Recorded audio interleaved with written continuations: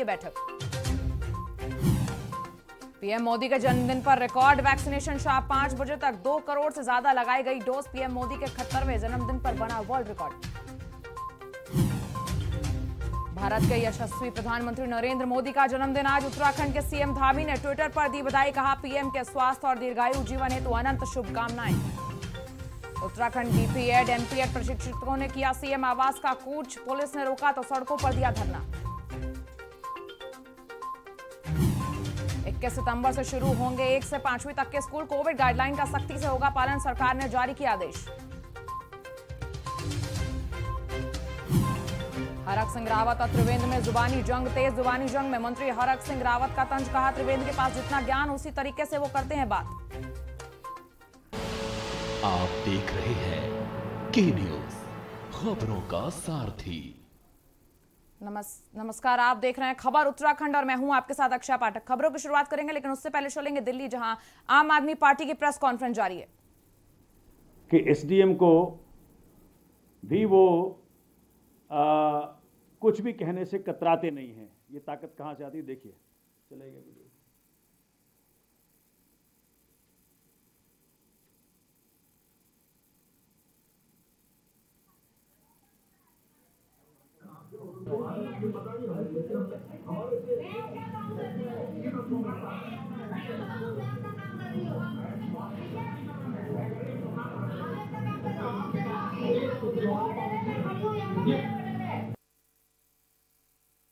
प्रधानमंत्री नरेंद्र मोदी के जन्मदिन पर आज शाम 5 बजे तक ही भारत में 2 करोड़ से ज्यादा वैक्सीन की डोज लगाई जा चुकी है। पीएम मोदी के जन्मदिन पर बीजेपी ने 2 करोड़ वैक्सीन की डोज लगाने का लक्ष्य रखा था, जिससे दिन खत्म होने से काफी पहले ही पूरा कर लिया गया। आज वैक्सीनेशन को लेकर देश में काफी उत्साह देखा जा रहा था।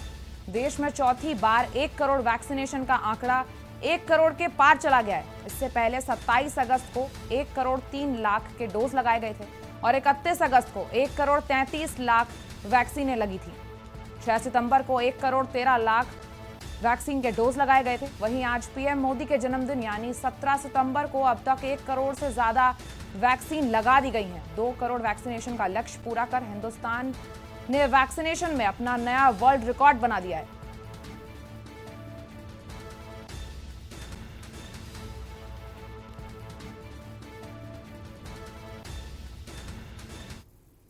उत्तराखंड में कोरोना को लेकर पिछले कई दिनों से बंद चल रहा बच्चों का स्कूल अब 21 सितंबर से एक बार फिर से खुल रहा है। देहरादून में सीएम पुष्कर सिंह धामी से मुलाकात करने के बाद शिक्षा मंत्री अरविंद पांडे ने यह फैसला किया है। साथ ही उन्होंने कहा कि कोविड गाइडलाइन का सख्ती से पालन के साथ स्कूल खोले जा रहे हैं। तो उनकी ये सोच नहीं होती, तो जब से हिंदुस्तान आज़ाद हुआ तब से इन लोगों ने शासन किया है और लंबे समय तक निश्चित ही इन्होंने कोविड काल में हमारे बच्चे बहुत दिनों से स्कूल जाने से वंचित हो गए। आज भगवान की बड़ी कृपा है कि देश और प्रदेश में कोविड की संख्या काफी घटी है। परिस्थितियां कुछ सामान्य हुई हैं। बच्चों की शिक्षा दीक्षा को देखते हुए आज मुख्यमंत्री जी से परामर्श लेने के पश्चात आज मैंने अधिकारियों को, अपने सचिव को निर्देशित किया है कि 21 सितंबर से कक्षा 1 से लेकर 5 तक के सरकारी, गैर सरकारी इन स्कूलों को खोल दिया जाए। हमने यह भी निर्देशित किया है कि कोविड अभी समाप्त नहीं हुआ है। 100% कोविड की जो गाइडलाइन है उसका पालन करते हुए 21 सितंबर से कक्षा 1 से लेकर 5 तक स्कूल खोले जाएं। साथ में किसी अभिभावक को यह महसूस होता है कि अभी परिस्थितियां स्कूल भेजने लायक नहीं है, तो उन अभिभावकों पे कोई दबाव नहीं है। हमारी कोशिश है, हमने अधिकारियों को निर्देशित किया है कि कक्षा 1 से 5 तक जो क्लास चलेगी ऑफलाइन चलेगी। साथ में ऑनलाइन की व्यवस्था भी होगी।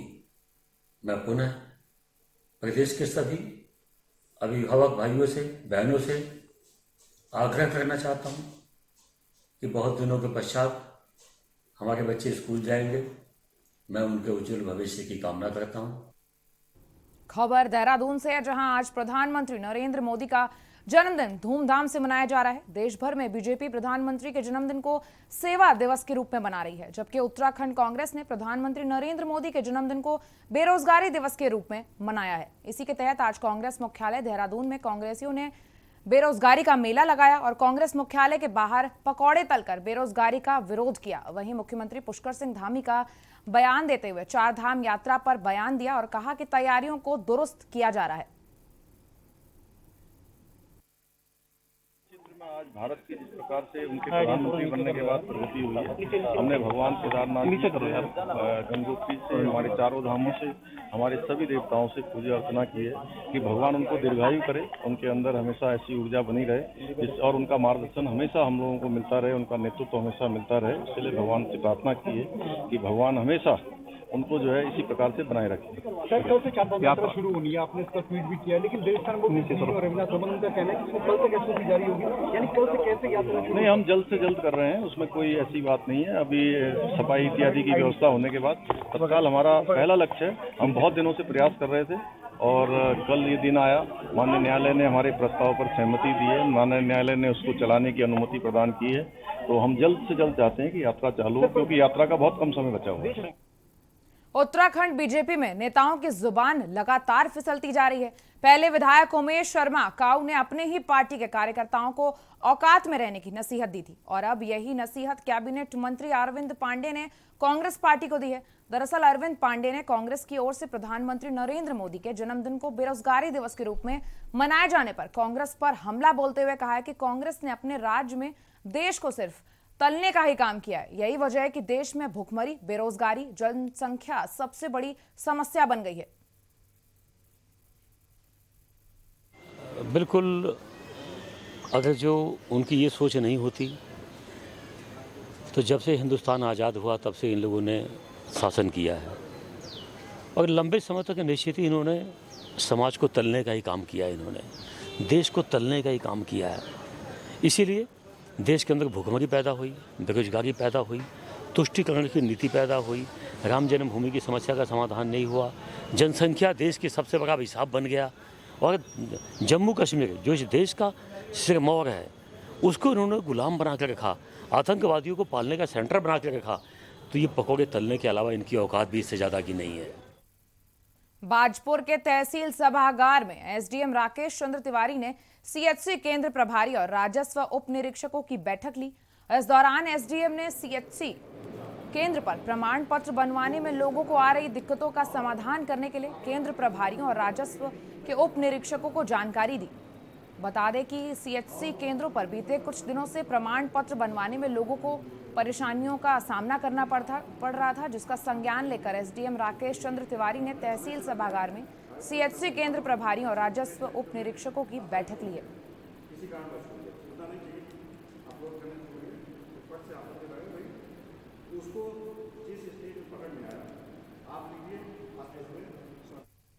खबर उत्तरकाशी से है, जहां ग्राम सभा भाटिया के ग्रामीणों ने अपनी ग्राम सभा की सड़क मार्ग की मरम्मत कार्य को लेकर प्रशासन और सूबे की सरकार से नाराजगी जाहिर की है।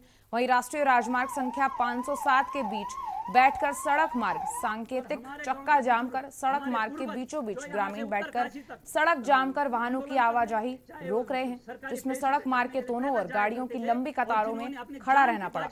करीब 1 घंटे सभी गाड़ियों को जाम में खड़ा रहना पड़ा। वहीं चक्का जाम में 108 आवश्यक सेवा को भी करीब 10 मिनट तक जाम में खड़ा रहना पड़ा।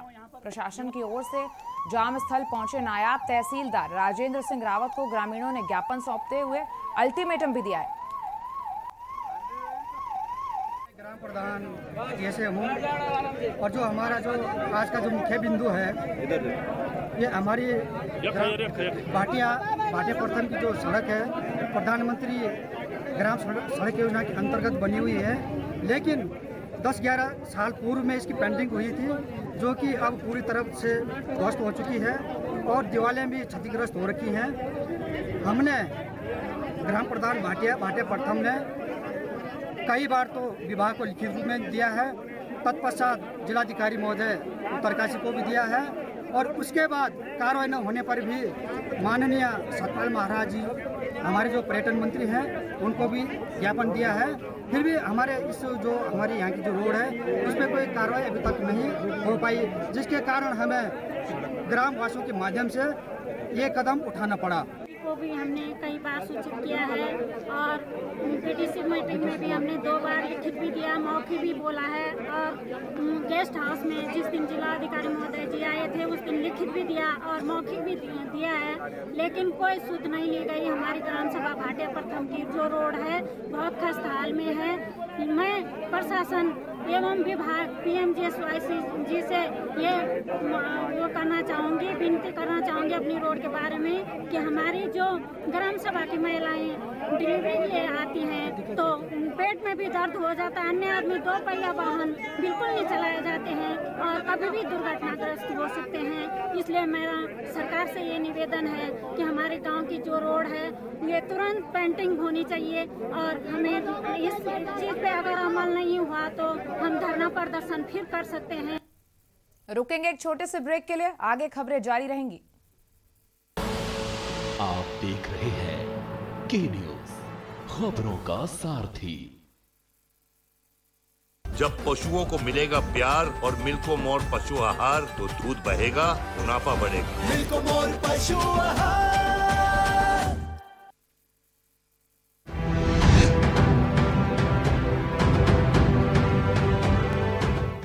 जुबान के लिए उड़ चला गैरों की ज़मीं पर, खुशबू अपने पन की ढूंढता।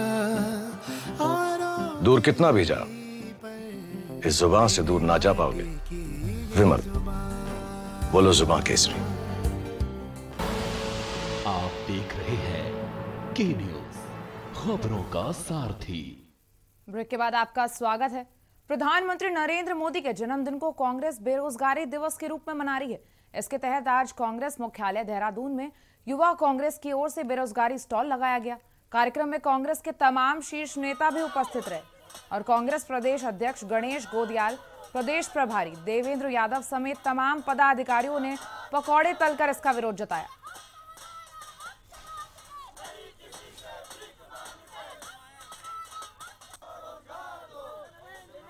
नरेंद्र मोदी जी का जन्मदिन पूरा देश जो मना रहा है, तो जो युवा है इस देश के वो बेरोजगारी दिवस के रूप में आज नरेंद्र मोदी जी का जन्मदिन मना रहे हैं। क्योंकि जब 2014 में नरेंद्र मोदी की सरकार आई थी तो सरकार द्वारा कहा गया था कि 2 करोड़ रोजगार वो युवाओं को देंगे, और जब इस प्रदेश में डबल इंजन की सरकार आई थी तो कहा था कि 2 इंजन लगने से इस प्रदेश में तीव्रता से विकास होगा। और आज प्रदेश की हालत आप देख लीजिए, बेरोजगारी की दर उत्तराखंड में सबसे अधिक है।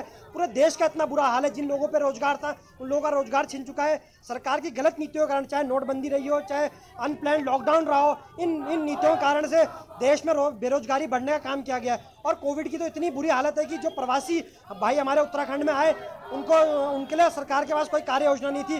उनके रोजगार की समस्या इतनी उत्पन्न हुई और पूरे देश में नहीं, पूरे उत्तराखंड में भी आज प्रचंड बेरोजगारी है। आज पूरा देश का युवा, पूरा उत्तराखंड प्रदेश का युवा आज नरेंद्र मोदी के जन्मदिन को बेरोजगारी दिवस के रूप में मनाने का काम कर रहा है।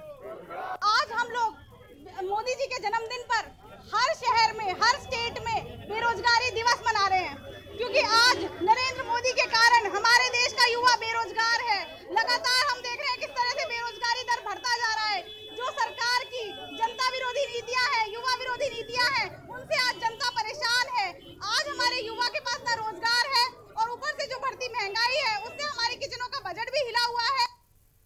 अपर निदेशक माध्यमिक शिक्षा कुमाऊं मंडल लीलाधर व्यास द्वारा बेरीनाग और गंगोली हाट विकास खंड के अटल उत्कृष्ट इंटर कॉलेज के साथ ही GIC बेरीनाग राययागर और GIC बेरीनाग का औचक निरीक्षण किया गया। निरीक्षण के दौरान विद्यालयों में पठन पाठन का बेहतरीन माहौल बनाने के निर्देश दिए गए। अपर निदेशक लीलाधर व्यास ने निरीक्षण के दौरान बच्चों से पठन पाठन के संबंध में जानकारी ली और उन्होंने जिन विद्यालयों को पढ़ने के लिए पाठ्य पुस्तक उपलब्ध नहीं है उन्हें पाठ्य पुस्तक उपलब्ध कराने को प्रधानाचार्य को निर्देश दिए। अटल उत्कृष्ट विद्यालय बनाए जाने पर वहां पर नए विद्यार्थियों के प्रवेश हेतु जागरूकता चलाकर छात्र संख्या बढ़ाने को भी कहा गया है।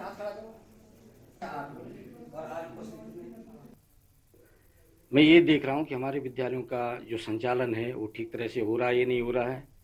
जो हमारी कोविड काल की जो SOP है जारी हुई है उसका पालन विद्यालयों में हो रहा है या नहीं हो रहा है। ऑफलाइन में कितने बच्चे आ रहे हैं, ऑनलाइन में कितने बच्चों को शिक्षण सुविधा मुहैया करवाई जा रही है।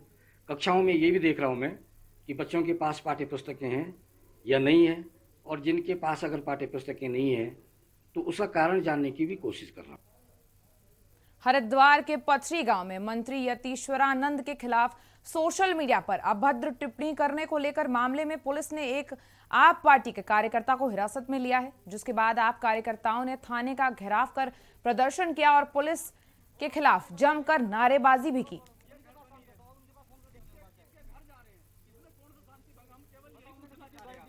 दुर्गागढ़ का रवि राठौर उसका नाम है। उसके पिताजी भी हमारे सलेख जी हमारे साथ हैं। उसका दोष केवल इतना था, वो आम आदमी पार्टी का कार्यकर्ता है। उसने केवल ये लिख दिया आम आदमी पार्टी जिंदाबाद, नरेश शर्मा जिंदाबाद, केवल इतना दोष है। 20 पुलिस वाले उसके घर जाते हैं रात को 12 बजे 1 बजे और उसको उठाकर उसको जेल में डाल देते हैं। केवल इतना दोष है। यदि लोकतंत्र में अपनी बात रखने का अधिकार किसी को नहीं है तो फिर ये सरासर अन्याय है। ये कहीं ना कहीं लोकतंत्र का गला घोटा जा रहा है। आज 307, 302 के अपराधी खुले घूम रहे हैं, उनके ऊपर कोई कार्रवाई नहीं होती। एक केवल कमेंट इतना लिख देना आम आदमी पार्टी जिंदाबाद, उसको उठाकर जेल में पुलिस बंद कर देती है। तो इसीलिए आज हम लोगों ने यहाँ धरना दिया है। हम पुलिस से केवल हमारी यही मांग है। हमें पता है कि पुलिस कहीं ना कहीं दबाव में है, सत्ता के दबाव में है पुलिस। हम इस चीज को मुझे पता है इस चीज का कि पुलिस जो है सत्ता के दबाव में काम कर रही है। अभी हम सब लोग ये गांव के लोग हैं, सारे दुर्गागढ़, फूलगढ़, गोविंदगढ़, ये सारे वहाँ के लोग हैं। आज हम लोग यहाँ इसीलिए धरने पर बैठे हुए हैं। हमें यदि उस लड़के का पहले भी यदि कोई रिकॉर्ड खराब हो, हम चाहते हैं कि उसको आप जेल में डाल दीजिए। एक छोटे से ब्रेक के लिए रुकेंगे, बने रहिएगा हमारे साथ। आप देख रहे हैं के न्यूज, खबरों का सारथी। जब पशुओं को मिलेगा प्यार और मिल्को मोर पशु आहार तो दूध बहेगा, मुनाफा बढ़ेगा। मिल्को मोर पशु आहार।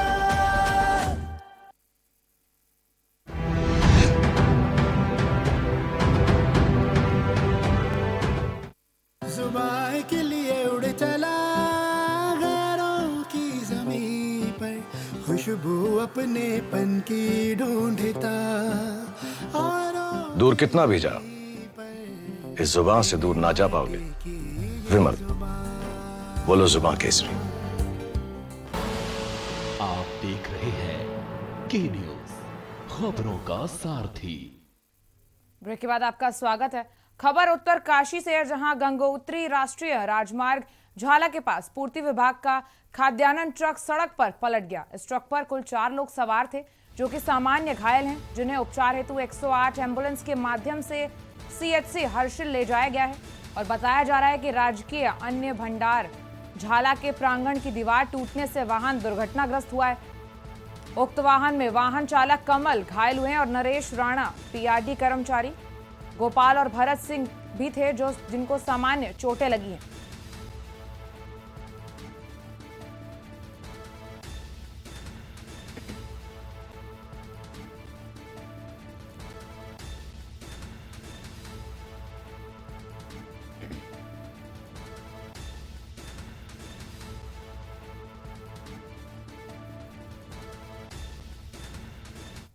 सीधे चलेंगे लखनऊ, जहां GST काउंसिल की प्रेस कॉन्फ्रेंस के बाद निर्मला सीतारमण क्या कुछ कह रही हैं, आपको सुनाते हैं।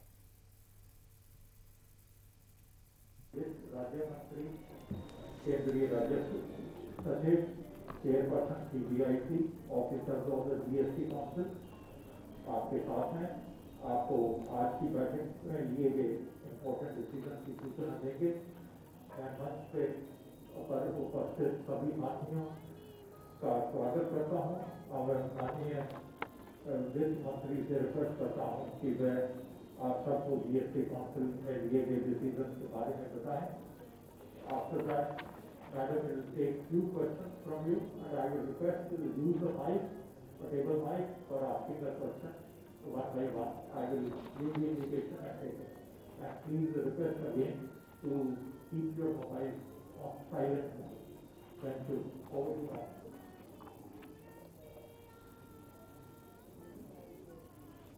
Thank you, Malhotra ji.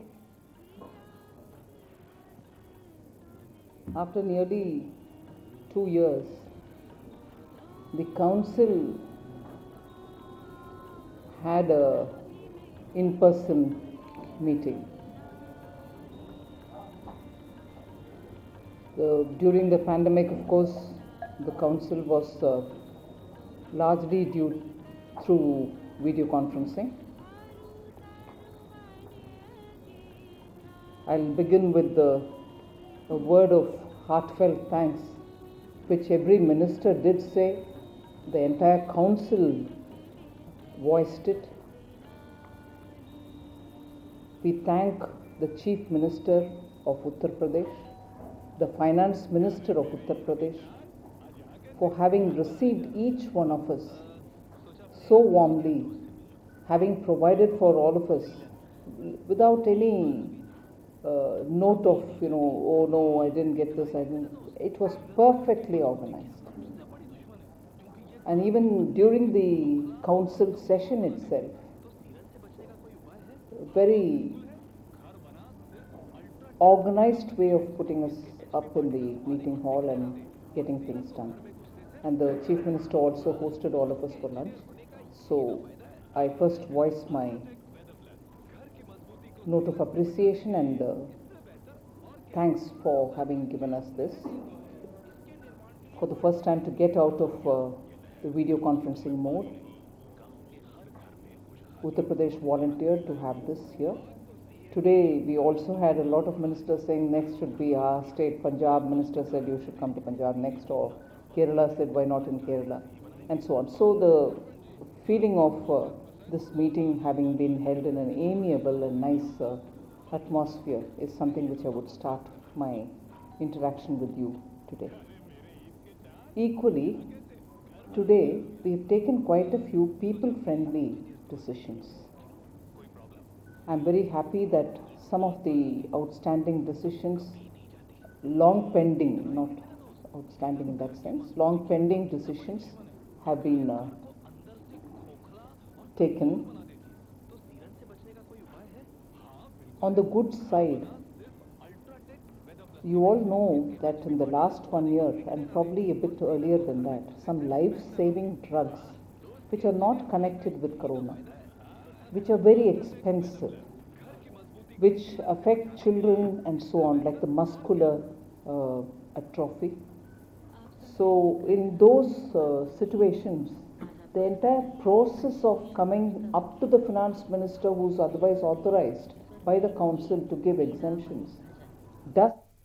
और इसी बीच एक बड़ी खबर है उत्तर प्रदेश के चित्रकूट से, जहां लगातार बारिश ने कहर ढा दिया है। लगातार बारिश कहर ढा रही है। चित्रकूट से आपको बड़ी खबर बता रहे हैं, जहां दीवार गिरने से 3 लोगों की मौत हो गई। आपको बता दें कि भाई बहन सहित मां की मौत हो गई है। एक ही परिवार के 3 लोगों की मौत हो गई है। चित्रकूट से आपको खबर दिखा रहे हैं, जहां लगातार बारिश ने अपना कहर ढाया है। और इस बारिश के कहर से दीवार गिरने से एक ही परिवार के 3 लोगों की मौत हो गई है। तस्वीर आपको दिखा रहे हैं चित्रकूट से।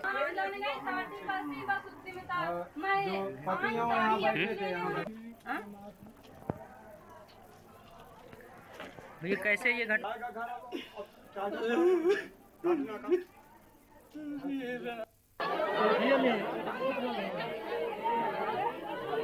आपको बता दें कि मलबे में दबकर भाई बहन और मां की मौत हो गई है।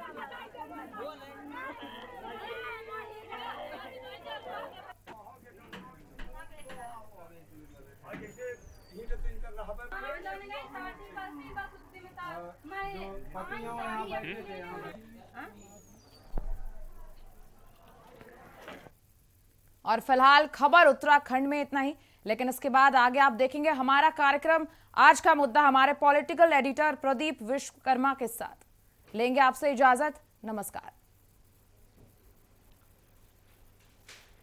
बहुत शुक्रिया।